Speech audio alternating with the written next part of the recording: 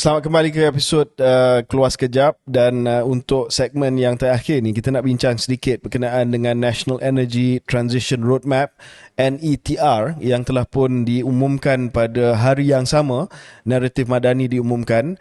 Ini adalah satu hala tuju di bawah Kementerian Ekonomi bersama dengan Kementerian Sumber Asli Alam Sekitar dan juga Perubahan Iklim, berkenaan dengan usaha Malaysia transisi daripada tenaga yang sedia ada, iaitu tenaga yang banyak menggunakan fossil fuel seperti arang batu dan sebagainya, kepada tenaga boleh diperbaharui ataupun renewable energy yang lebih mampan, yang lebih bersih, dan yang akan dapat membantu mengurangkan krisis iklim yang dihadapi oleh dunia pada waktu ini, dan juga menjamin masa depan anak cucu kita.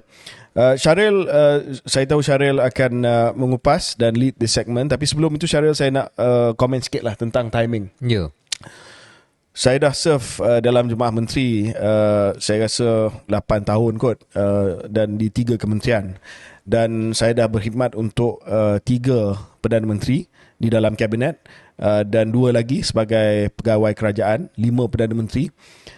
Antara rule of thumb kita lah, Syaril, bila Perdana Menteri mengumumkan sesuatu yang besar, tidak sepatutnya ada menteri lain yang mengumumkan benda yang besar pada hari yang sama. Walaupun dia ada kaitan. Ya, sebab ini orang putih kata jangan steal the Prime Minister's thunder. Right. Dan macam mana you nak jelaskan pun, sebab saya tanya orang, apa yang kamu tangkap pada hari tersebut, dia akan cakap naratif Madani. Kalau tanya sikit pasal National Energy Transition Roadmap ini, walaupun agak technical, mereka blur lah. Mereka hanya tahu bahawa boleh letak panel solar kat bumbung saja. Yeah. Dan saya rasa tak salah ya dari segi timingnya kalau pengumuman NETR ini disimpan seminggu lagi. At least dalam tempoh kempen ni adalah Madani dulu bagi dia mengolah Madani ni seminggu, lepas tu beberapa hari kemudian baru umumkan Energy Transition Roadmap, lagi cantik ya, sebab dia ada kaitan. Ini adalah butiran NETR ini berkenaan dengan apa yang PM sebut berkenaan dengan dalam Madani, mengenai usaha kita untuk menaikkan lagi industri hijau dan sebagainya. Tapi itu small comment daripada saya. Timing sepatutnya diberikan ruang dan juga spotlight yang khusus kepada PM. Tapi tak apalah, dah jadi kan. Mungkin sedikit dalam hal itu in defense lah, kalau nak buat nak explain benda yang janggal ini. Mungkin macam KJ katakan, dia nak jadi bukti lah, inilah butiran utama yang pertama selepas pengumuman naratif Madani. Ada juga yang cakap kalau dia pun nak buat pada hari yang sama, mungkin patut terbalik. Mungkin patut NETR dulu. Oh, tak boleh. Tak boleh. Pun lagi teruk. Lagi teruk. Sebab gitu. kita pun tahu ada subtext. PMX dengan Rafizi. Ni. Okay, tak apa, kita tak nak nakal sangat. Okay, kita terus nak cakap pasal polisi. Itu kecil aja. That's not the main story. Seperti mana pasang solar dekat bumbung bukannya the main story actually of NETR ni, Pelan Hala Tuju Peralihan Tenaga, yang telah diumumkan oleh Menteri Ekonomi bersama dengan Yang Berhormat Nik Nazmi, Menteri Tenaga. Jadi beberapa perkara yang besar yang juga mirip seperti Madani, naratif ekonomi Madani, iaitu ada falsafah besar dia lah, ataupun ada target besar dia. Target besar dia, tanpa segan silu, kita nak jadi pemimpin kepada tenaga boleh baru di seluruh rantau ini. Dan itu menjadi satu vision statement yang saya rasa amat jelas dan juga bagus untuk memangkinkan pelaburan dan excitement dalam ekonomi Malaysia. Seperti mana kita ulas 10, 15, 20 minit tadi, kita punya small complaint selama ni ialah there's no Malaysia story kan. This is one of the stories. Selain daripada oil and gas, selain daripada semiconductor yang lebih tinggi nilai tambahnya dalam naratif ekonomi Madani, ini juga menjadi satu perkara yang baru, yang mungkin tak ada sejarah lama dalam industri yang lebih hebat daripada negara lain, tapi dah boleh menjadi asas. Kerana apa? Kerana Rafizi berbangga juga mengumumkan bahawa kita dalam indeks peralihan tenaga adalah yang terbaik dalam rantau ini, yang telah pun diumumkan oleh World Economic Forum, tak silap saya. Jadi itu menjadi asas kepada keyakinan kementerian dan juga kerajaan untuk kita menjadi pemimpin dalam rantau ASEAN. Datanglah Pelan Hala 7 Peralihan Tenaga ini, yang mana bibit-bibitnya telah pun kita baca dalam bulan-bulan sebelum ini. Waktu Nik Nazmi datang pun dia ceritakan sedikit sebanyak, tetapi seimbas lalu dijangka akan boleh menjana 1.85 trilion ringgit dalam pelaburan antara sekarang dan 2050. Okey, itu garis masa yang panjang. Tetapi ada juga perkara-perkara besar, 10 projek catalyst yang telah pun diumumkan ataupun inisiatif catalyst yang akan menjana 25 bilion ringgit pelaburan, 23,000 tenaga peluang pekerjaan bernilai tinggi, dan juga mengurangkan keluaran karbon setiap tahun.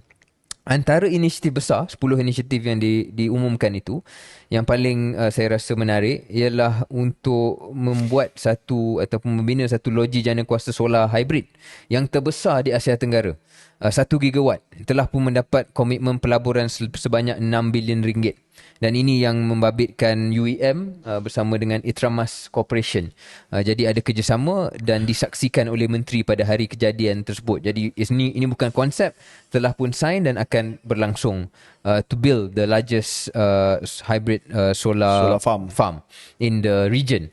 Ini antara projek besar selain daripada perkara yang kita baca, perkara yang lebih boleh mendapat perhatian rakyat. Bukanlah projek besar seperti ini, tetapi inisiatif yang bermain di media sosial, iaitu pemasangan solar di bumbung rumah, yang mana boleh disewakan bumbung rumah itu kepada syarikat, dan pemilik rumah boleh dapat income untuk kurangkan beban kos sara hidup. Itu menjadi highlight.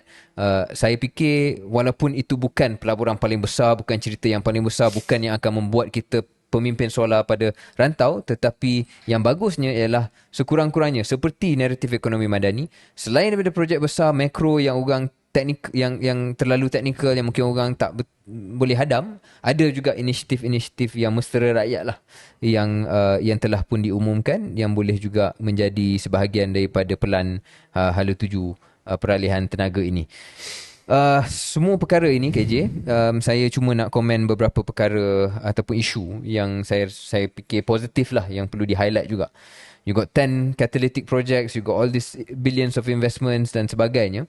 Yang saya tertarik dan bagus, ada kesepaduan membabitkan entiti kerajaan ataupun entiti nasional, GLICS dan sebagainya lah.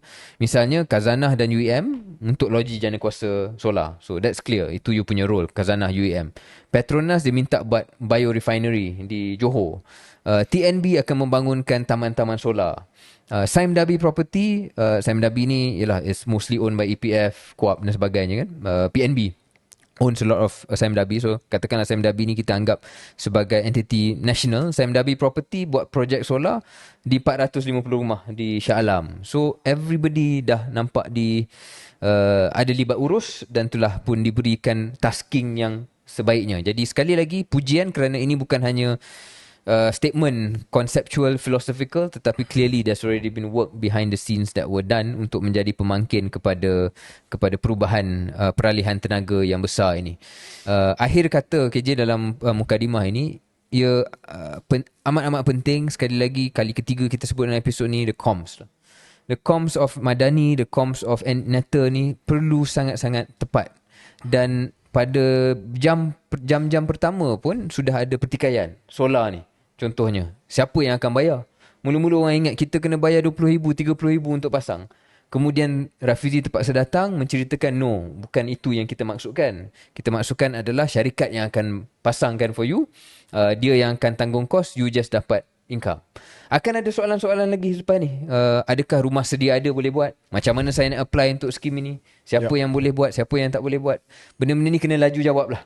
Kalau tidak, dia the narrative is lost, dan potensi kedua-dua dokumen hebat ini, Madani dan juga Netta ni, tidak mencapai potensinya. Ya, Hala Tuju ni kemas. Itu saya punya satu perkataan, kemas. Dan ini yang Rafizi yang saya kenal lah. Kawan saya ya, ramai yang ejek dia kata dia raja formula dan sebagainya. Tetapi at his best, this is it lah. This is it. This is it. The structured thinking dan juga Nazmi telah membantu. Tetapi at his best, this is what Rafizi can do. And it's great. Yeah, well done. Dan saya tak banyak nak tambah, cuma sedikit lah saya nak sebut berkenaan dengan flagship Catalyst Initiative ini. Saya suka Syaril sebab bila apa yang Syaril terangkan tadi jelas. Bila diumumkan beberapa flagship initiative, orang pun tahu pemegang modal, capital owners tahu dia nak melabur di mana. Ini yang menjadi pertikaian selama 8 bulan. Dia tak tahu dia nak invest di mana. Sebab tak ada hala tuju yang jelas. Tapi bila diumumkan begini, the government akan double down dalam inisiatif 10 inisiatif ini. Maksudnya orang pun beranilah untuk keluarkan pelaburan tu. Ini yang dimaksudkan dulu. Sebab bila kita cakap dengan pemegang modal selama 8 bulan, mereka tak tahu nak letak duit di mana. Tapi bila kita tahu, kerajaan telah umumkan dan kerajaan akan menyokong. Contoh, antara lain, Renewable Energy Zone. Maksudnya beranilah ni syarikat-syarikat yang disebutkan oleh Syaril tadi, contohnya Khazanah dalam mega solar farm ni siapa? Itramas bersama UEM. Dengan UEM. Beranilah mereka keluarkan modal. Sime Darby Properties, bila dah ada usaha untuk memasang rooftop solar, Sime Darby Property bolehlah menggunakan cash reserve mereka untuk belanja sebab dia tahu dan akan ada developers also. Ada developers sebab dia tahu akan ada pulangan. Tapi selama ni bila tak ada dan ada masalah macam Syaril sebutkan tadi, whether the grid can take it or not, tapi disebut bahawa they will address that. Correct, dan dia beranilah untuk keluarkan duit. Kalau tak, dia risau dia pasang solar tak boleh masuk ke dalam grid sebab grid tak boleh ambil kapasiti tersebut dan dia rugi. So now, not only are your Sime Props, not only are your UEMs, not only are your Khazanah going to invest, tetapi kita akan melihat juga semua syarikat-syarikat yang mengendalikan perkhidmatan kejuruteraan untuk solar ni juga akan dapat peluang. Because you need your solar EPCC contractors as well. Dan ini akan menjana pendapatan. Inilah ekonomi. So dia bukan hanya cakap macam saya sebutkan tadi lah atas angin saja, tetapi dia betul-betul drill down. Itu yang saya suka. Yang kedua, kita melihat Syaril bahawa inisiatif ini juga tidak hanya melihat kepada solar tapi juga melihat kepada usaha-usaha yang sedang berterusan. Kita beberapa episod yang lepas telah puji langkah yang diambil oleh kerajaan Sarawak dalam menghasilkan hidrogen, terutamanya green hydrogen daripada tenaga hydro mereka dan untuk ekspor tenaga hidrogen itu. Dan itu menjadi catalyst initiative. Dia ambil apa yang dah ada. Dia tak perlu reinvent the wheel. Dia humble enough to include kejayaan daripada kerajaan negeri sebagai satu national project. Dan itu juga akan membawa kepada, saya tengok, co-firing of hydrogen and ammonia led by TNB in collaboration with PNB. Kita pun sebut tentang ammonia. Ammonia ni adalah antara input yang paling penting dalam baja, fertilizer. So ini boleh serampang dua mata lah. Dapat menjana hidrogen tetapi pada masa yang sama mungkin boleh menyumbang kepada keselamatan makanan juga dalam bentuk baja ataupun fertilizer yang banyak kita import pada masa ini. Dan yang ketujuh adalah biomass demand creation. Ini pun benda yang ada di Malaysia. Biomass ini adalah daripada antara lain waste daripada palm oil yang boleh kita gunakan. Sekarang ni tak buat at big scale. Pada skala yang besar. Dia terlepas macam tu saja. Tetapi kalau ada permintaan berskala besar untuk biomass daripada barang buangan ataupun sisa industri kelapa sawit, ini akan dapat menjana satu lagi offshoot kepada industri kelapa sawit kita, Syaril.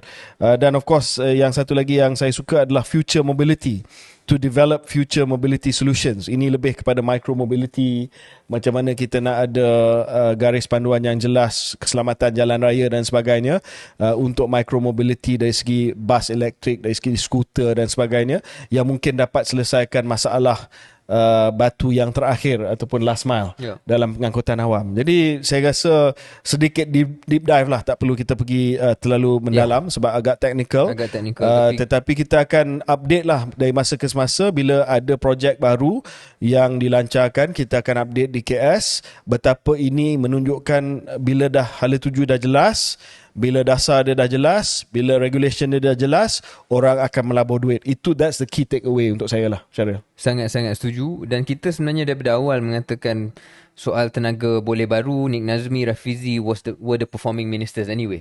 Jadi saya sangat sukalah apabila melihat naratif Madani yang besar telah dilancarkan.